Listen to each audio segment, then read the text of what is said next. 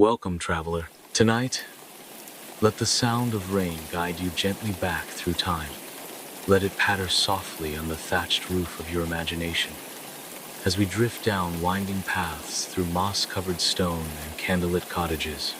You've arrived at Driftwood Historian, where history is told slowly, like a whispered memory, and the world quiets down for a while.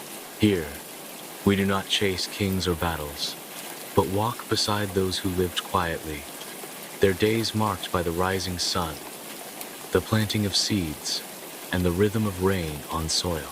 Tonight's journey is a soft and steady walk through a single day in the life of a medieval herbalist. A woman of the land, a gatherer of leaves, whose knowledge is rooted in earth and season. Breathe in deeply. Let the hush of rain settle you, and let us begin. The world is still cloaked in a gentle, pre-dawn hush when the herbalist rises from her straw-filled bed. The hearth has gone cold during the night, but embers glow faintly beneath a layer of ash. She does not stir them yet. There is a ritual to be followed first, a quiet conversation with the waking earth. The cottage door creaks softly as it opens, revealing a small clearing surrounded by woods. The sky is indigo, slowly fading to a softer gray. One star still flickers near the horizon, stubbornly holding on before daylight erases it. She steps out barefoot. The ground is damp with dew, and the mossy stones lining the garden path are cool beneath her soles. This early hour is sacred. It is when the plants speak clearest, unshaped by the heat or movement of the day. The world belongs to the breeze, to the rustle of leaves, and to the whispers of herbs still heavy with nighttime moisture. The herb garden is modest, but meticulously kept. Wooden borders divide the soil into rough quadrants. Some beds hold tall and woody rosemary, others low and creeping thyme. Lavender bushes spill over their boundaries, full of tight purple blossoms, while yarrow's white petals look ghostly in the dim light. She kneels by the edge of the lavender bed, her woolen skirts gathering the morning dew. Her fingers, calloused yet careful, reach for the base of a stem. She doesn't pluck it yet. First, she closes her eyes and breathes in deeply. The scent of lavender wraps around her mind like a shawl. This is how she begins every day, not with a harvest, but with observation. What grew overnight? Which plants look tired, or eaten, or overgrown? Which ones reach for the sky with new buds? Every leaf, every patch of soil is a story, and the herbalist is its quiet witness. By the time the sun's first golden thread slips through the trees, she has gathered a handful of sprigs. Rosemary for clarity, lemon balm for calming the stomach, chamomile for sleep, and marjoram for winter breathing. Each is cut carefully with iron shears. The blades darken from years of use, but still sharp. The herbalist tucks the herbs into a shallow willow basket lined with linen. She covers the sprigs gently with another cloth, not to hide them, but to preserve their cool breath until they reach the drying shelf. The morning sun is warmer now.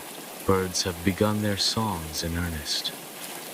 A cock crows in the distance, perhaps from a neighboring cottage over the hill. As she turns back toward the door, a bumblebee floats lazily over the mint patch. It doesn't startle her.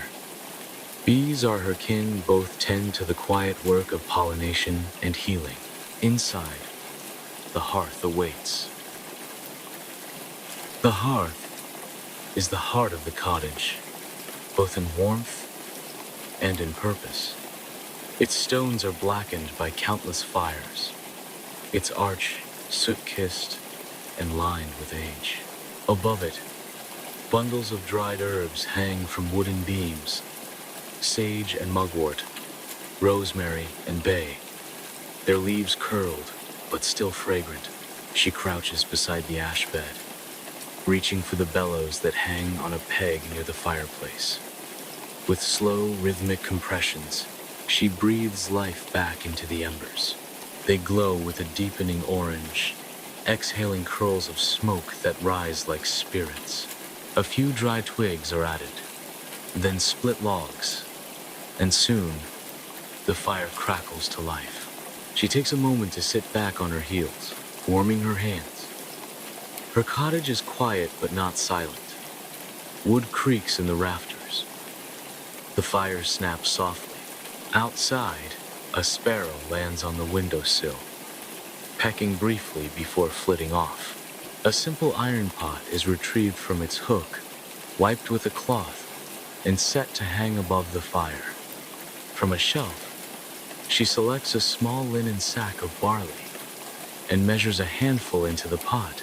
Into this she adds crushed dried nettles, a bit of dried onion, and chopped parsnip from a wooden bowl.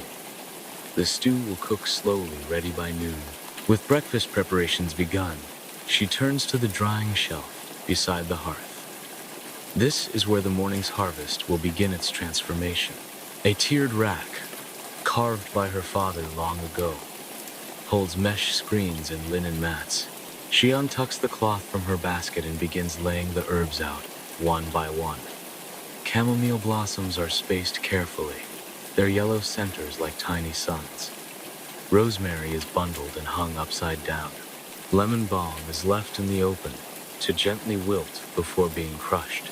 The drying shelf faces the east window, where sunlight will soon begin to slant in.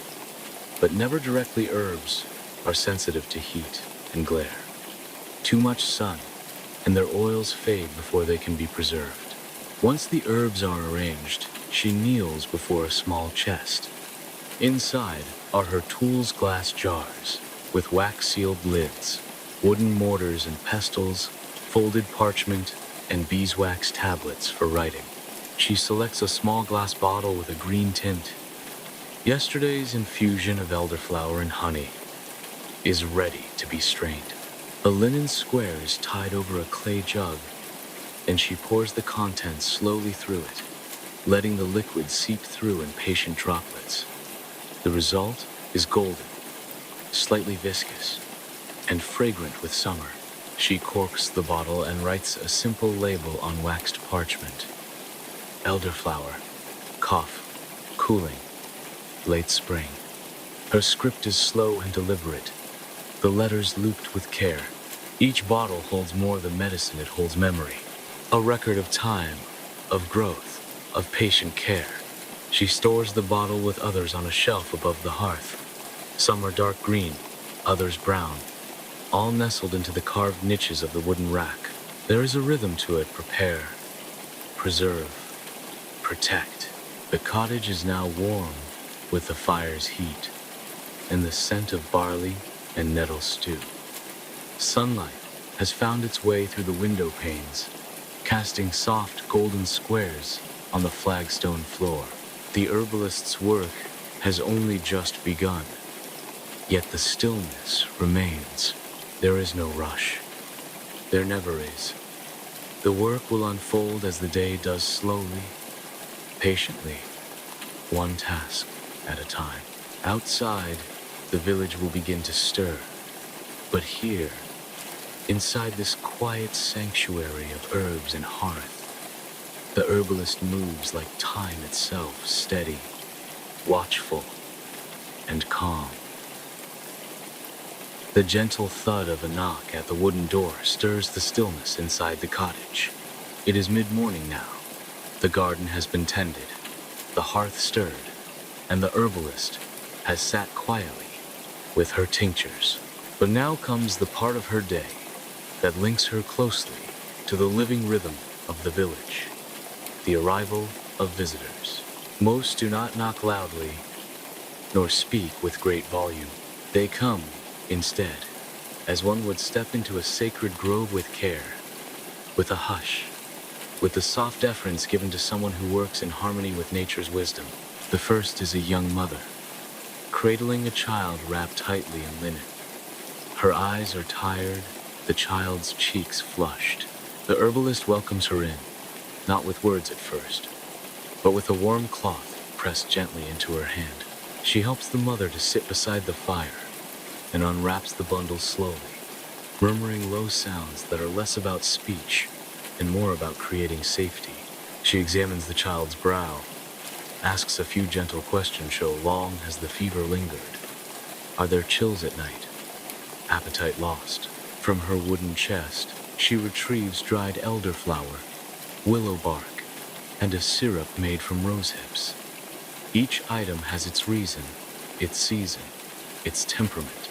She brews a light infusion while the mother rests her head against the cottage wall, soothed by the warmth and the low crackle of the fire. This is not a place of cures, promised in urgency, but of patient comfort support for the body, as it heals itself with time and care. Once the tea is cooled and measured into a small clay cup, the herbalist offers a second one for the mother. Together, they sit in silence. When the child finally stirs with ease, the mother's eyes fill not with alarm, but with deep, exhausted relief. They leave with a small pouch of herbs, instructions whispered with care, and a balm rubbed gently on the child's chest to aid breathing in the dark hours. The next visitor is old Eira farmer's wife, stooped from seasons of lifting, weeding, and hauling. Her joints ache most when the mornings are damp, which is often this time of year. For her, the herbalist prepares a salve made from comfrey root, beeswax, and warming mustard seed. As she grinds the mixture with a pestle in her stone mortar, she listens to the farmer's wife speak of her late husband, her grandchildren, the changing winds. Healing in this house is never just physical.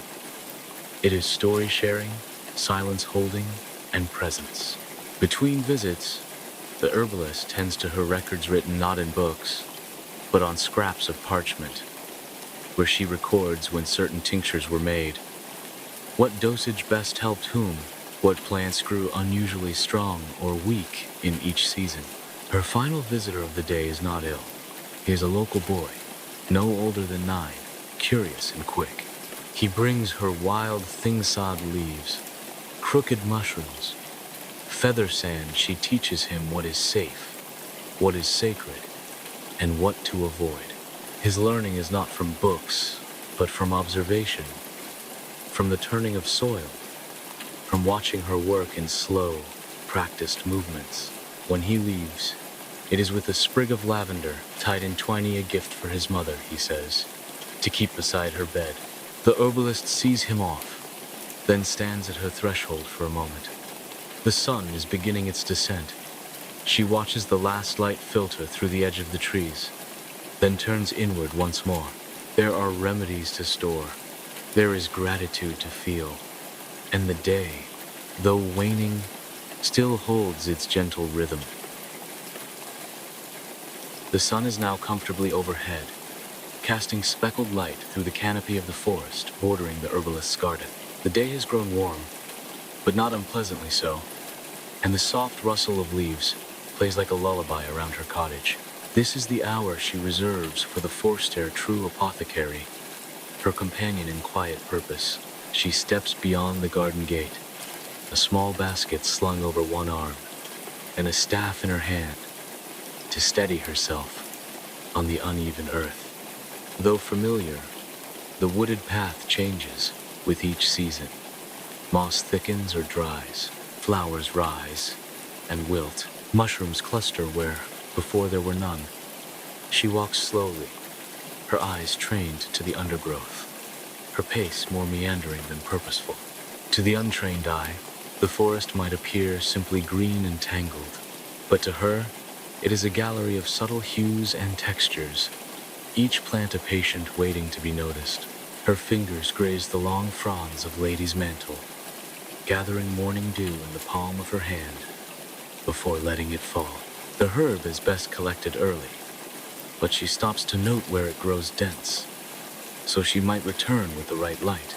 Not far from a crook in the path, beneath the arm of a leaning ash tree, she finds a small cluster of wood, that knee-deep purple flowers, like sleeping mouths.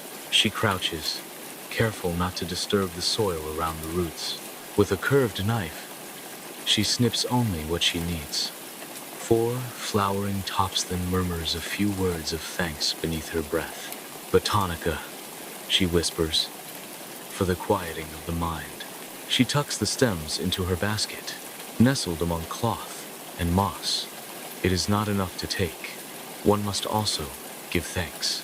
These practices have no name, no rule written in script, but they live in the gentle rituals she has inherited. Further down, where the forest thins into a clearing, she pauses beside a rotting log. Her eyes scan for fungus there, a pale cluster of birch polypore, like soft coins stacked along the bark.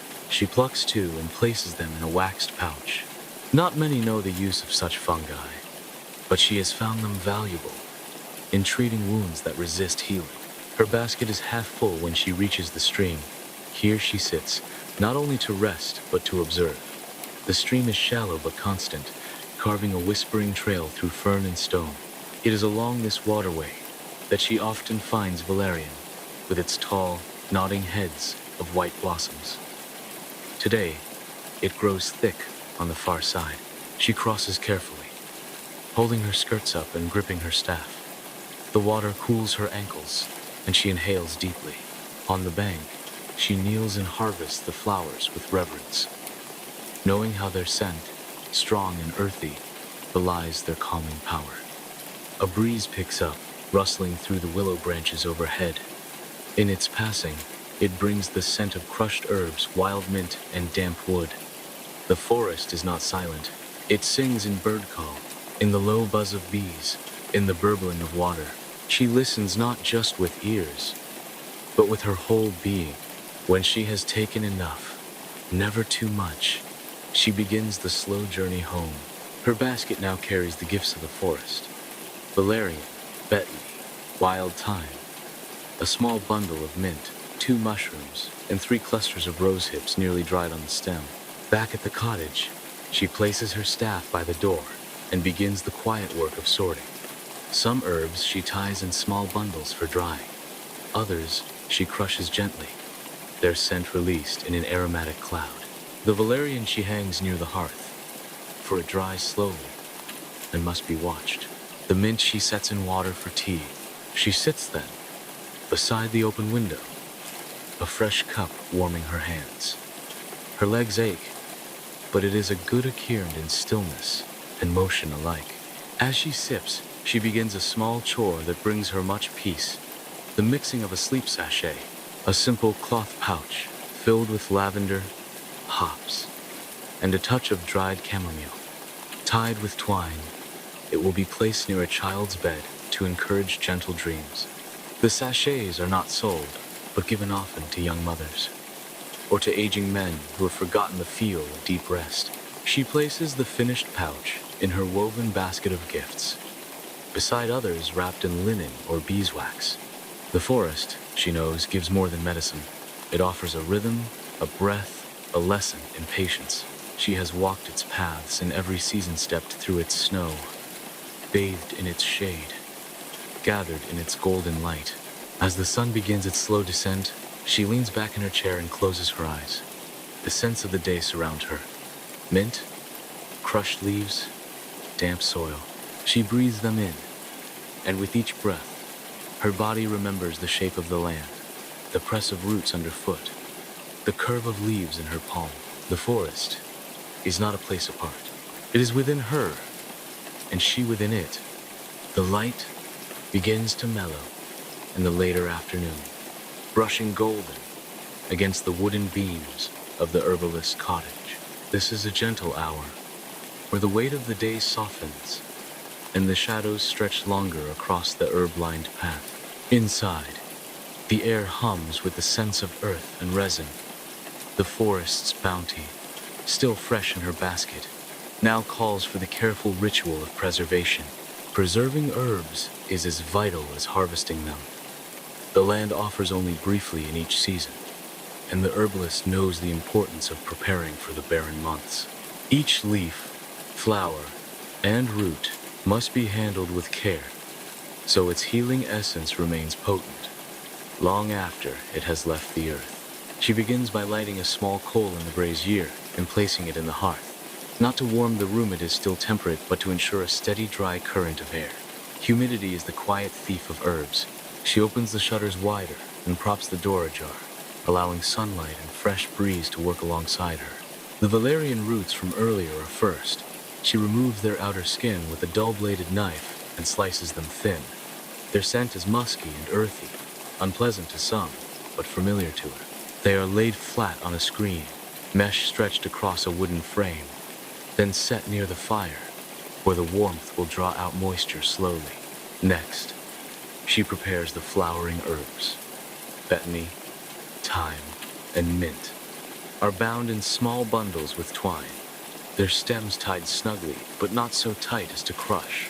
These she hangs from the wooden beams above her hearth, joining the ceiling, already adorned with bundles of chamomile, sage, and mugwort from weeks past. She works slowly, methodically, her fingers moving with practiced rhythm. There is a peace in these motions.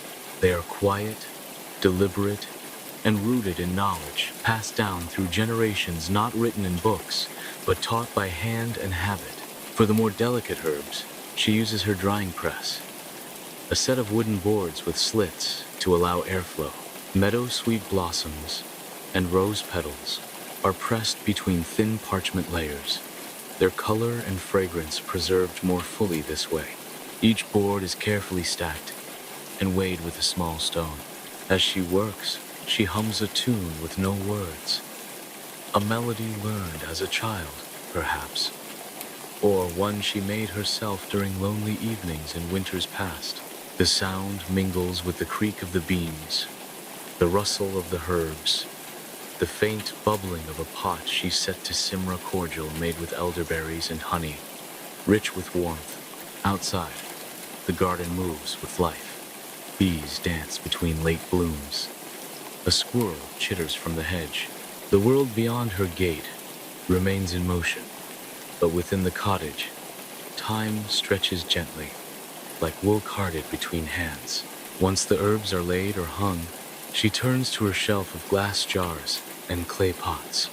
Each vessel holds a small measure of her year's labor lavender buds, dried ginger root, powdered fennel seed. She inspects the seals, tightens the lids, and wipes away dust with a soft cloth. Some jars are nearly empty. She makes a quiet note on her wax tablet. Prepare more mullein for winter coughs, more horehound for chest binding. Others are full, and she smiles softly at the sight bounty preserved for future need. She decants the elderberry cordial into a dark green bottle, corks it tightly, and sets it aside to cool. This will keep well through frost. It is medicine, yes, but also comfort taken by the spoonful or stirred into warm water during long, bitter nights. Before the light fades too much, she steps outside with her baskets. The air has cooled, but the ground still holds the sun's warmth. She walks to the stone bench beneath the pear tree, its fruit still hard. Weeks from ripeness, and sits with a new task in her lap. Shelling rose hips is a quiet labor. She snips each one open with a tiny blade and scoops out the hairy seeds, placing the emptied skins into a cloth pouch. Rose hips are rich in strength-giving essence, best brewed into tea or powdered for bread. Their sweetness deepens as they dry.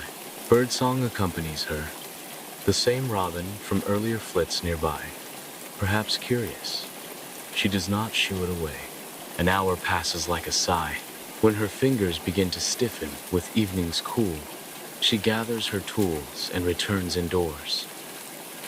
The herb bundles sway gently from their beams.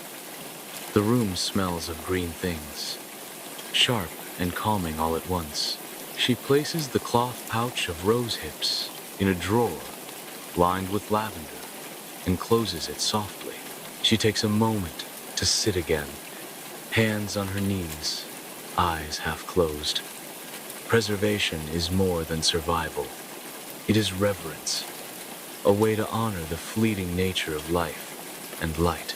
As the hearth glows low and the light outside dims to dusk, she prepares a final task, infusing a healing oil. Into a clean jar, she places calendula petals, plantain leaf, and a pinch of rosemary.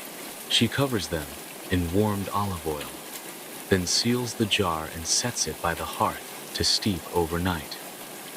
This oil will be used in weeks to come for cracked skin, minor burns, and the aches of age. It is a small act of future care. The herbalist tidies her table, washes her hands in a wooden basin, and lays out a clean cloth for tomorrow's work. She has preserved not only herbs today, but time, knowledge, and peace. And in doing so, she has preserved a part of herself. The light of day has softened into a dusky hue, the kind that brushes the tops of the garden fence with a blush of silver. It is the hour between times no longer day, not yet night, when the world holds its breath and quietens. For the herbalist, this is a sacred space in time, a pause in the flow of labor, where the spiritual and the earthly meet. Inside the cottage, shadows have grown longer and softer. The hearth still glows with the last embers of the drying fire, casting a warm, flickering halo that dances along the worn floorboards. The herbalist, now changed into a woolen overgown, moves with slow purpose. The day has worked her hands, but not her spirit. That remains grounded and steady. Evening is not a time of idleness, but one of gentler duties. Her first task is to prepare the household and herself for the night ahead. She pours water into a small kettle and places it at the edge of the hearth to warm.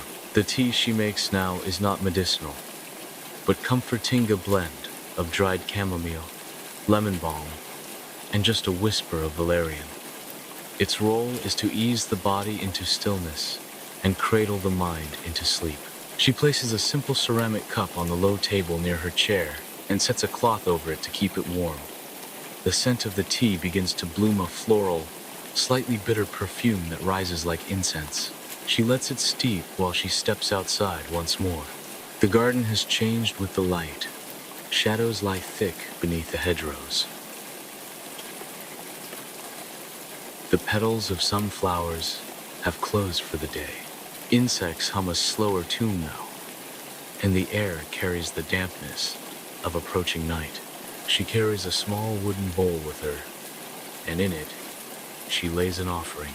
It is a quiet ritual, not for worship in the manner of priests, but as a gesture of gratitude to the earth, to the spirits of the land, to the unseen hands that guide the growth of leaf and root.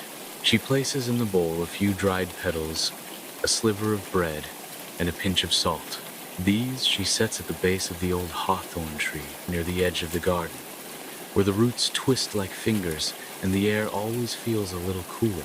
She whispers no words. The offering speaks on its own. Back inside, the cottage is a cocoon. She brings her tea to her lap and settles into her chair by the hearth, her Catan old gray Mauser with tufted ear sleeps up to curl beside her. She strokes its fur with one hand, slowly, feeling the rhythmic rise and fall of its breathing. This silence is not empty, but full. The clock is not her ruler now. Instead, she is governed by breath, by heartbeat, by the hush of fire and fur. This is her time to reflect. She takes out a small, worn bookmark, a bundle of stitched parchment, then a formal tomand, opens it to where she left off. This is her herb journal. The ink within it is faded and blotted, but each page is precious. It is where she records not just recipes and measures, but observations of the plants themselves. How yarrow grew thicker after the second rain. How bees preferred the white clover this year. How her own breath felt clearer after chewing sweet Sicily. She flips back to older entries, notes from past seasons, scrawled in the slanted hand of her younger self. There's comfort in seeing those words, proof of continuity, of lessons learned and remembered. She writes a short note about today's work. Not much, just a few lines about the scent of the rose hips, the color of the calendula as it steeped, the way the forest had felt quieter than usual. These are her records, yes, but they are also her offerings to memory. The cat shifts and stretches in sleep. A breeze moves through the open window, fluttering the drying herbs above her. They rustle softly, like wind through wheat. The herbalist lets her eyes close for a time, not fully asleep, but adrift. In this half-dream, she recalls the voice of her grandmother, who taught her how to tell feverfew from daisy, who showed her how to rub thyme leaves between her fingers and smell summer, even in the dead of winter. Memories settle like dust in the golden light, the sound of a stream far off, the laughter of children in springtime, the ache of loss, the warmth of a bowl of broth. All of it is part of her now, woven into the fabric of her days like the warp and weft of homespun linen. She stirs again, refreshed. The tea is nearly gone, but it has done its work. She tidies her small space, places the cat gently on its cushion, and begins preparing for bed. There is no grand ceremony, just the pulling of shutters, the bolting of the door, the banking of the fire. The simplicity of it is its own peace. By the window, she pauses. The moon is rising, pale and full. It lights the garden in a silver sheen, revealing the rows of herbs as they sleep in their beds. The air smells of mint and distant rain. She whispers a quiet thank you. To the day, to the land, to the mystery of life that flows like water beneath all things. And then she turns in, wrapping herself in a woolen blanket stitched years ago by familiar hands. As she lies down, the silence wraps around her like balm. The herbalist does not dream in words, but in shapes, in scents, in the gentle rustle of leaves. The world turns, the stars watch in silence, and within the stillness, healing continues quiet, slow, eternal. Night has crept gently across the land, cloaking the cottage in shadows and stillness. The air is cool now, fragrant with damp earth and the faint, bitter sweetness of crushed nettles and mint. Inside, the hearth glows with a soft, flickering light, casting long shadows that sway across the stone floor. The herbalist moves slowly through the space, gathering her last tools of the day. A wooden spoon rests beside a cooling pot of chamomile and valerian. Her fingers, though worn and weathered, move with unhurried grace as she pours the last of the day's tea into a clay mug. She sits by the fire and watches the flames dance. It does not speak, but it listens, and that is enough. This is the hour of reflection, not in grand thoughts or heavy questions, but in the weightless review of a well-lived day. She thinks of the young mother and child, the farmer's wife with her stories, the boy with wide eyes and a fist full of moss. She thinks of the garden, of the seeds growing slowly in the dark beneath the soil. She murmurs a few words, not a prayer, not quite, but something like it. A quiet honoring of the plants, of the people, of the mystery of life. As the fire dies to embers, she begins to prepare her own rest. Her bed is simple, a frame of wood, a mattress stuffed with straw and herbs. Lavender, tucked into the corners, fills the space with calm. A wool blanket, patched and heavy, waits to wrap her in stillness. Before she sleeps, she steps outside. The sky is vast and starlit. No torches burn nearby. The darkness is full, but not frightening.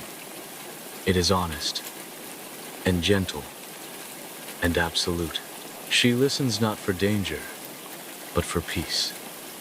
The rustle of leaves, the distant call of an owl, the hush of wind in the eaves, and above all, rain.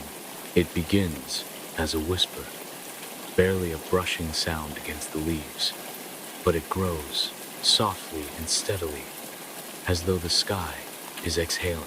The rain, too, has its rhythm, an old, slow rhythm that speaks to every herb every patch of soil, every soul that listens. She lifts her face to the sky for a moment, eyes closed, letting the droplets trace the lines of her face, letting the sound fill the spaces in her mind. When she returns indoors, she dries her hands, dims the hearth, and climbs into bed. No candle is needed now, only the sound of rain and the quiet settling of night. The world is sleeping, and so is she, wrapped in the silence of centuries, blanketed in dreams of root and leaf. Stillness at last.